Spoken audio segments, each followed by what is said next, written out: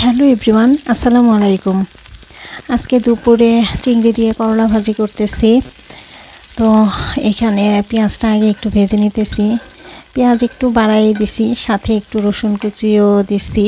রসুন কুচিটা দিলে ভালোই লাগে, এই কারণে একটু রসুন কুচিও দিছি। একটু লবণ দিয়ে দিলাম।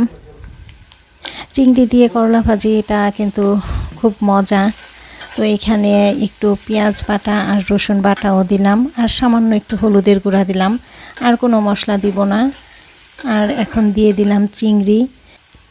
এখন মশলার সাথে চিংড়ি মাছটা একটু ভালোভাবে কষায় নিলাম।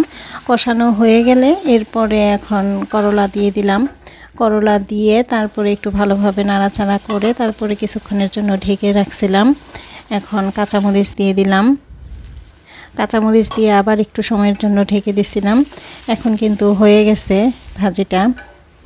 ভাজিটা এখন একটা প্লেটে উঠাই নেই। এইভাবে চিংড়ি দিয়ে করলা ভাজি করলে কিন্তু আর কোনো কিছুই লাগে না। আমার ছেলেকে তো দেখা যাবে এই ভাজিটা দিলেই ওর হয়ে যাবে, ওর দুপুরে খাওয়ার জন্য আর কোনো কিছুই লাগবে না।